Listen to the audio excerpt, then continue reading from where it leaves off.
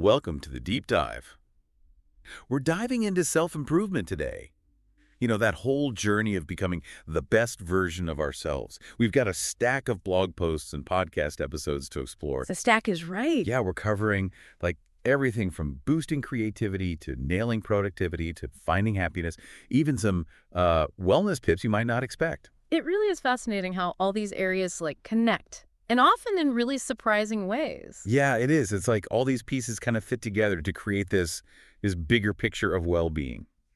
We're going to start with a few episodes from the Optimal Living Daily podcast. Okay. They're short, packed with insights, so perfect for our deep dive. Oh, excellent choice. Optimal Living Daily is known for their practical advice on personal development. Lots to unpack there. Yeah. Okay, so one episode that really got me thinking was about curiosity. It featured this quote from James Altucher. He said, "Curiosity is the key to personal growth, creativity, and success." It made me wonder, has there ever been a time when your own curiosity led you somewhere unexpected? Oh, all the time. Like a new hobby, a different career path, or even just a really engaging conversation. Curiosity can be such a powerful force, I think. For sure. What I find fascinating is how curiosity pushes us beyond our comfort zones, right? It's that spark that leads us to discover new things, new perspectives, and ultimately new possibilities. Exactly.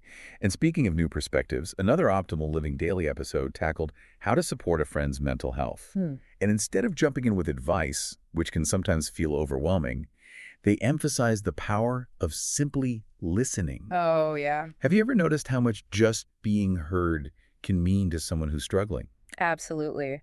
The episode, it kind of dives into the psychology behind why listening is so powerful, because it creates a safe space for vulnerability, allowing the person to process their emotions and feel supported, without judgment. Okay. And I think that's something we can apply to all our relationships, not just when someone is going through a tough time. Yeah, that's so true. Sometimes the best support we can offer is a listening ear and a compassionate presence. It can make a world of difference. Yeah. And this kind of leads us to another interesting point from Optimal Living Daily, where they break down the differences between self-centeredness, selfishness, and self-awareness. These words get thrown around a lot, but what do they really mean? Especially when it comes to personal growth. It's a crucial distinction, right? So self-centeredness often involves making every conversation about yourself, Right. whereas selfishness prioritizes your desires over others' needs. Self-awareness, on the other hand, acknowledges your own wants and needs while giving equal consideration to those around you. Yeah, it's like finding that balance between taking care of yourself without neglecting the well-being of others. But how do we actually do that? It sounds easier said than done. It definitely takes practice. But the podcast offers a helpful reframing. It says, you keep in mind your own needs or wants and treat them with as much consideration as you treat the wants and needs of others. So this kind of challenges the idea that self-care is selfish. Instead, it highlights that prioritizing our own well-being is essential for showing up fully in our relationships and other areas of life. That's a great way to put it. It's not about putting ourselves first all the time, Yeah. but recognizing that our needs are just as important as everyone else's. Right. So we've talked about curiosity, listening, self-awareness. Right. But now let's get practical. How do we actually put these insights into action? Yeah. Especially, when it comes to getting things done. I think we all could use a little productivity boost sometimes. Definitely. And that's, I think, where some of these other sources come in. They offer some really practical strategies for managing our time and energy. Right. Yeah. Like this one, we're going to start with a blog post by Dean Bokhari about the 1-2-5 list-making method. Have you ever tried this one? I have, yeah. It's a simple but effective way to prioritize tasks. It's so easy to get overwhelmed when you have a million things on your to-do list, but this method helps break it down into manageable chunks. That's the key, right? So the idea is to create a list with just one big task, 2 medium tasks, and 5 small tasks for the day. It's like a recipe for productivity. Yeah. And the best part is by focusing on completing those smaller tasks, we can build momentum and avoid getting bogged down by that one big thing looming over us. Does this seem like something you could incorporate into your routine? For sure. What are some of your biggest challenges when it comes to productivity? Oh, for me, it's procrastination. Sometimes I get stuck in analysis paralysis or worry about doing things perfectly. Oh, yeah.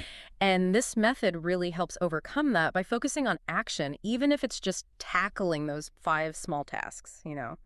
It's about making progress, not achieving perfection. I love that. It's a reminder that sometimes just starting is the hardest part. Once we get going, the momentum often builds naturally. Exactly.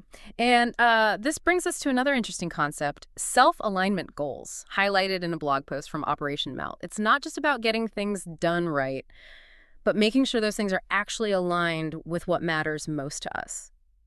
Okay, I'm intrigued.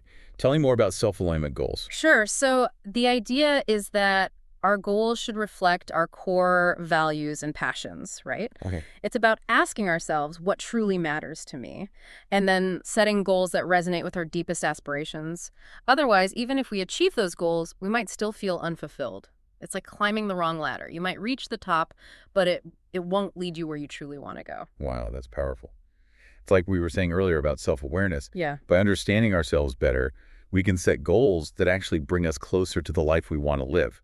It's not just about like external success. It's about creating a life that feels meaningful and authentic. Exactly. It's about aligning our actions with our values so our journey feels as fulfilling as the destination. And you know what? This connects beautifully with a blog post we have from Mark in Angel Hack Life called 10 Wake-Up Calls We Often Get Just a Little Too Late in Life. Mm. It's about those moments when we realize we've been focusing on the wrong things. Mm. We're living out of alignment with our true selves. That title definitely grabs your attention. Yeah. What were some of the wake-up calls that resonated with you? Well, one that really hit home was the distinction between empty fatigue and gratifying exhaustion. Uh-huh. Have you ever felt that way? Yeah. Like you're constantly busy, but not actually accomplishing anything meaningful. Oh, absolutely. Yeah. Yeah, it's so easy to get caught up in like the hustle and bustle of daily life Right. and lose sight of what truly matters. And then we end up feeling drained and depleted Right. without a sense of like accomplishment or fulfillment. Exactly. Uh-huh. The blog post encourages us to reflect on how we're spending our time and energy. Yeah. Are we just going through the motions, or are we actively pursuing what brings us joy Mm, and a sense of purpose? right. It's about shifting our focus from mere activity to meaningful engagement. Yeah, that's such an important reminder, especially in today's world, Yeah. where there's so much pressure to be constantly doing and achieving, you know? Yeah. It's about being intentional with our time and energy, making sure we're investing in what truly nourishes us. Another wake-up call that resonated with me was the realization that we often focus too much on what we lack instead of appreciating what we already have. Oh, yeah. It's so easy to get caught up in the comparison game, always wanting more, more, more. Right. But true contentment comes from recognizing and appreciating the abundance that's already present in our lives. I totally agree. It's about shifting our perspective from scarcity to gratitude. Right. When we focus on what we lack, we create, a constant feeling of dissatisfaction. Right. But when we appreciate what we have, even the small things, we cultivate a sense of contentment and joy. And speaking of simplifying and appreciating what we have a blog post called Be More with Less. It delves into this whole concept of minimalism. Right. Minimalism isn't just about decluttering your physical space.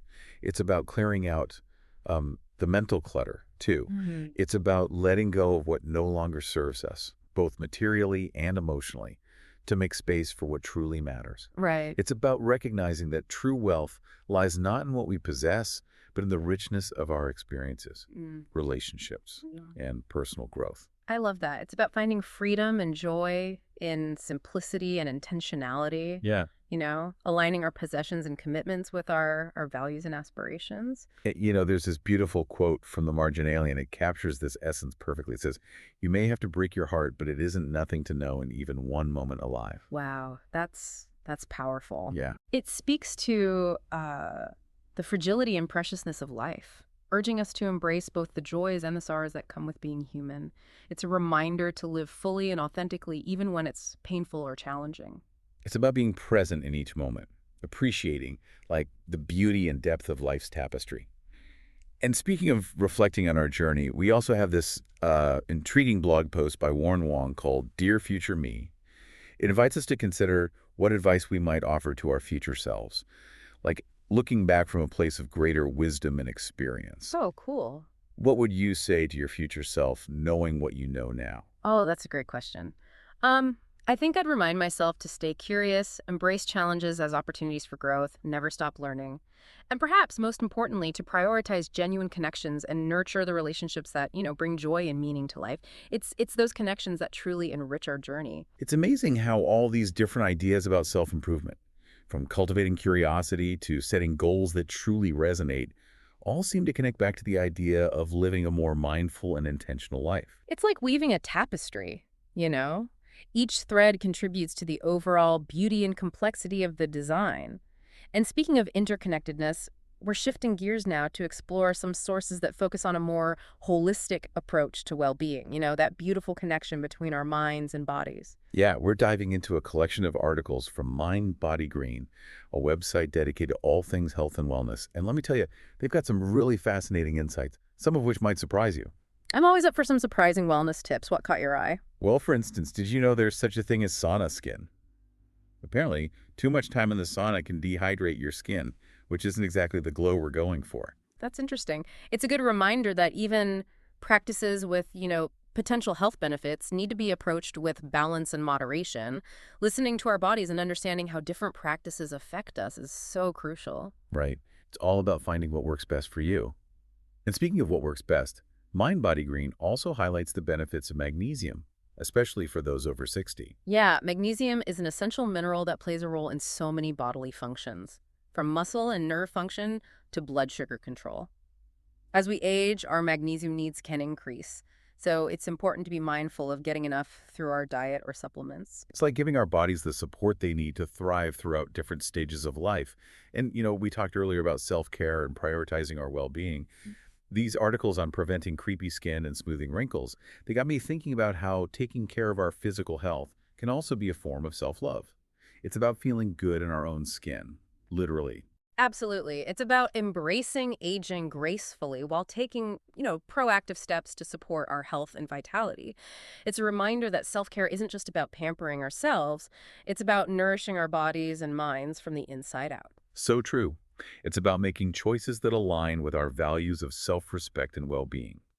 And while we're on the topic of making healthy choices, Mind Body Green also has articles about reintroducing meat into your diet and supporting your body's detoxification after drinking alcohol. We won't dive into those today, but they're definitely worth checking out if you're curious. Yeah, sounds like there's a whole other deep dive waiting to happen on those topics. Right. There's always more to explore. But before we wrap up this deep dive, I wanted to touch on a couple of articles from Elaine Guillot's blog that offer some interesting perspectives on current events in financial well-being. One article that caught my attention was titled, "President Trump Strikes Back. The U.S. Finally Takes Charge Against Houthi Terrorists." It discusses the complex geopolitical situation in Yemen and the U.S. actions against Houthi rebels, a group backed by Iran. Yeah, it's a reminder that events on the global stage can have far-reaching consequences. Understanding these dynamics and the different perspectives involved is crucial for navigating our increasingly interconnected world. Absolutely. And from the same blog, we have an article titled, "Elon Musk, Reshaping Government Efficiency, Not Chasing Wealth." It explores Musk's involvement with the Department of Energy and his focus on using technology to improve government efficiency. It's an interesting look at how private enterprise can intersect with government initiatives to potentially drive positive change. It raises important questions about the role of innovation in shaping public policy and the potential for collaboration between different sectors to address, complex challenges. And on a more practical level, Elaine Guillot's blog also has articles like "How to Save Money on Your Electric Bill" and "Can You Live Off Dividends Alone? Here's How Much You Really Need." These offer some valuable tips for managing our finances and planning for the future. These are topics that are relevant to all of us, regardless of our income or financial goals. It's about being mindful of our spending habits and exploring different avenues for financial stability and growth. So we've covered a lot of ground today, from cultivating curiosity and setting meaningful goals to taking care of our physical and financial well-being. It's been a whirlwind tour of self-improvement, wouldn't you say? It has. And as with any deep dive, it's not about absorbing every single detail, but rather emerging with a broader perspective, new insights, and perhaps a few key takeaways to apply in our own lives. Exactly. What stands out to you from all that we've explored today? Well, given the range of topics we've discussed, I'm struck by the importance of approaching self-improvement holistically. It's not just about focusing on one area of our lives, but recognizing the interconnectedness of our physical, mental, emotional, and even financial well-being. That's such a great point. It's about nurturing all aspects of ourselves to create a life that feels like balanced, meaningful, and fulfilling. And amidst all the information and advice out there, I think the most important takeaway is the importance of critical thinking, questioning assumptions, and considering different perspectives. What works for one person might not work for another. So it's about finding what resonates with us and integrating it into our own unique journeys. Absolutely. We encourage you to continue exploring these ideas, delve deeper into any of the source material that piqued your interest, and most importantly, engage in thoughtful conversations that challenge your perspectives and broaden your horizons. That's what the deep dive is all about. So until next time, keep learning, keep questioning, and keep diving deep.